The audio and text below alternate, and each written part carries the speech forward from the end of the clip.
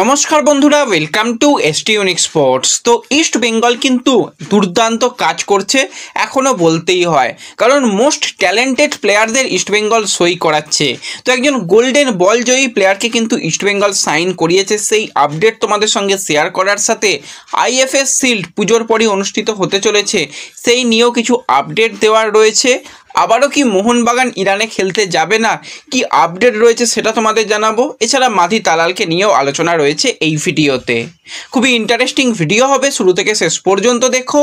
আর video ভালো লাগলে সকলে একটু লাইক শেয়ার করে দিও। আর যারা চ্যানেলে প্রথমবারের জন্য এসেছো, মনে করে চ্যানেলটাকে সাবস্ক্রাইব করে নিও। অনেকেই ভিডিও দেখছো, হয়তো সাবস্ক্রাইব করতে ভুলে যাচ্ছ। ইউটিউব যেটা আমাদের জানাচ্ছে, অনেকে সাবস্ক্রাইব না করে লুকিয়ে লুকিয়ে ভিডিও দেখে চলে যাচ্ছ। তাদের জন্য একটাই রিকোয়েস্ট, পারলে সাবস্ক্রাইব করে রেখো, তাহলে প্রিয় দলের খেলার সমস্ত লেটেস্ট আপডেট তোমরা সবার আগে এখানে পেয়ে যাবে।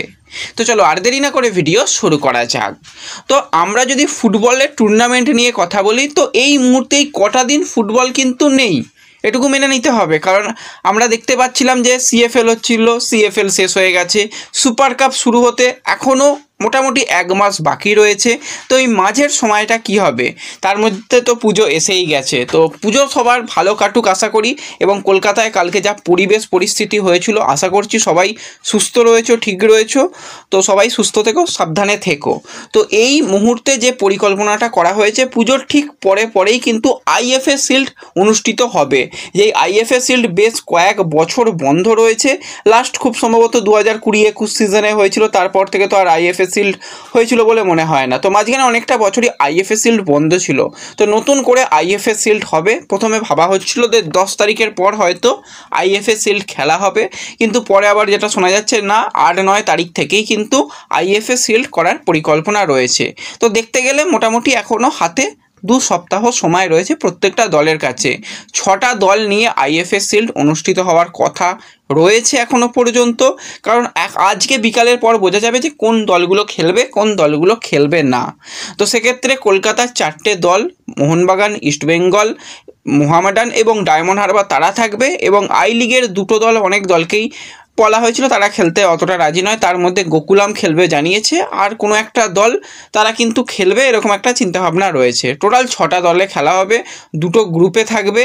এবং এই আইএফএ শিল্ডে কিন্তু 6 জন বিদেশিকেই ব্যবহার করতে পারবে প্লেইং 11-এ কোনো দল যদি মনে করে। তো ইস্ট বেঙ্গল পূর্ণ শক্তির দল নিয়ে খেলবে, সেটা কিন্তু অস্কার ব্রুজান জানিয়ে দিয়েছে যে আইএফএ শিল্ডে আমরা অবশ্যই একটা ভালো প্রস্তুতি পর্ব নিতে পারবো সুপার কাপের আগে। তো এই টুর্নামেন্টে আমরা গুরুত্ব দিচ্ছি এবং 6 বিদেশিকে নিয়েই আমরা পরিকল্পনা সাজাচ্ছি। তো সেক্ষেত্রে নতুন বিদেশি প্লেয়ারও হয়তো খুব তাড়াতাড়ি কলকাতায় এসে যাবে। বাদবাকি দলের কথা বললে, মোহামেডান তারা খেলবে, কিন্তু তাদের প্লেয়ারদের সব ছুটি দেওয়া হয়েছিল, তাদের অনেক রকম সমস্যা রয়েছে, দল গঠনের সমস্যা রয়েছে, সেই কারণে তাদের প্লেয়ারদের নতুন করে ডাকা হবে, আবার তারা প্র্যাকটিস করে তারা কিন্তু খেলবে, এরকমটা তারা জানিয়েছে। এছাড়া ডায়মন্ড হারবার তারাও খেলবে জানিয়েছে, তাদের প্লেয়ারদের ছুটি দেওয়া হয়েছিল, তাদের আবারও ডেকে নেওয়া হচ্ছে এবং প্রস্তুতি আবার তারা শুরু করছে আইএফএ শিল্ডের জন্য। কিন্তু মোহনবাগান সুপার জায়েন্ট তারা কি খেলবে, সেই নিয়ে একটা অনিশ্চয়তা রয়েছে। মিটিংয়ে তারা যায়নি, তারা খেলবে কিনা তারা কনফার্ম করেনি। এবার খেললেও তাদের অনেক রকম প্যাঁপু তো থাকেই, তো সেগুলো সমস্যা রয়েছে। প্রত্যেকটা মোহনবাগান সমর্থক চাইছে অন্তত এই আইএফএ শিল্ডে দল যাতে অংশগ্রহণ করে, এবং শুধু অংশগ্রহণ নয়, পূর্ণ শক্তির দল নিয়েই যেন মোহনবাগান সুপার জায়েন্ট খেলে। সেই নিয়ে অলরেডি বেশ কিছু ফ্যান বেস তারা কিন্তু ম্যানেজমেন্টকে জানিয়েছে এই ব্যাপারটা নিয়ে। তো আইএফএ শিল্ড নিয়ে যারা গর্ব করে, আইএফএ শিল্ড সত্যি তারাও ভালো করেছে, তারা যদি আইএফএ শিল্ড না খেলে সত্যি সেটা খারাপ লাগবে। ইস্টবেঙ্গল সর্বাধিক 29 বার আইএফএ শিল্ড জিতেছে, মোহনবাগান সর্বাধিক 20 বার আইএফএ শিল্ড জিতেছে। তো এই দুটো দল যদি না মুখোমুখি হয়, দুটো দল যদি না প্রতিযোগিতায় অংশগ্রহণ করে, তাহলে কোনো মানেই হয় না। তো আশা করছি মোহনবাগান সুপার জায়েন্ট ম্যানেজমেন্ট অন্তত ভাবনা চিন্তা করে আজকের মধ্যে জানাবে যে হ্যাঁ তারা খেলবে, তারা অন্তত খেলুক, আমরা এটা চাই। এবার কিভাবে খেলবে না খেলবে সেটা পরের কথা, খেললে পূর্ণ শক্তির দল নিয়েই খেলুক, তাহলে কিন্তু একটা ভালো আমরা টুর্নামেন্ট দেখতে পাবো। হ্যাঁ, কম দিনের টুর্নামেন্ট, 8 তারিখ 9 তারিখ থেকে শুরু হবে, কালী পুজোর আগে 18-19 তারিখের মধ্যে শেষ হয়ে যাওয়ার কথা রয়েছে। কিন্তু টুর্নামেন্ট তো টুর্নামেন্টের মতোই চালানো উচিত, এটুকু আমার মনে হয়। এছাড়া যদি আমরা একটুখানি মোহনবাগান সুপার জায়েন্টকে নিয়ে কথা বলি, তো মোহনবাগান সুপার জায়েন্টের পরবর্তী ম্যাচ রয়েছে 30শে সেপ্টেম্বর সেপাহানের সঙ্গে। তো আমরা রীতিমতন সকলে জানি, যারা ফুটবল নিয়ে একটু আধটু আলোচনা করি। তো সেক্ষেত্রে ইরানে যেতে গেলে অবশ্যই অস্ট্রেলিয়ান প্লেয়ারদের একটা ভিসা সংক্রান্ত সমস্যা হয়। তো আজকে তো নতুন ব্যাপার এটা নয়, এটা হয়ে আসছে। লাস্ট ইয়ারও এই একই রকম সমস্যা হয়েছিল, ইরানে প্লেয়াররা যায়নি, সেখানে পরিস্থিতি অনুযায়ী সেখানে খেলতেই যায়নি, পরবর্তী সময় এএফসি তাদের বার করে দিয়েছিল। তো এবছর নতুন নাটক শুরু হয়ে গেছে। প্রথম ম্যাচ হেরে যাওয়ার পরই আমাদের বিদেশি প্লেয়াররা ভিসা পাচ্ছে না, তাদের ছাড়া কি করে খেলবো, হেন তেন, ভেন্যু পরিবর্তন করা হোক, ডেট পরিবর্তন করা হোক, অনেক রকম কিন্তু আবার নতুন নাটক তৈরি হয়ে গেছে। তো যখন গ্রুপ ঘোষণা হলো, যখন ড্র হলো, তখনই জানা গিয়েছিল যে খেলা হবে। তো সেক্ষেত্রে আগে থেকে কোনো রকম পদক্ষেপ নেওয়া হয়নি, সেটা ম্যানেজমেন্ট তারাই জানে। এছাড়া যদি কথা বলি যে তখন তো অনেক রকম শোনা গিয়েছিল যে সেফাহানের ম্যানেজমেন্টের কোনো লোক, সে মোহনবাগান ম্যানেজমেন্টের লোকেদের বলেছে কোনো রকম অসুবিধা হবে না, তোমাদের কোনো রকম অসুবিধা, খেলতে আসতে হবে না, খেলতে এলেও কোনো রকম প্রবলেম হবে না, সমস্ত কিছু তোমরা সুবিধা পাবে। অনেক কিছু গল্প শুনেছিলাম ওই সমস্ত জায়গার ফ্যান পেজগুলো থেকে। তো আজকে কেন এরকম নতুন করে নাটক তৈরি হচ্ছে, সেই নাটক কেন হচ্ছে জানি না। যাই হোক, 4 বিদেশি প্লেয়ারকে নিয়ে রীতিমতন সংশয় রয়েছে। সেখানে ডিমি পেট্রাটস, জেসন কামিংস, এছাড়া জেমি ম্যাকক্লারেন এবং টম অলড্রেড, তারা নাকি যেতে পারবে না। সেই 4 বিদেশিকে বাদ দিয়েই হয়তো মোহনবাগান সুপার জায়েন্টকে খেলাতে হবে, এরকম একটা ভাবনা চিন্তা রয়েছে। তো এটা একটা বাজে ব্যাপার স্যাপার।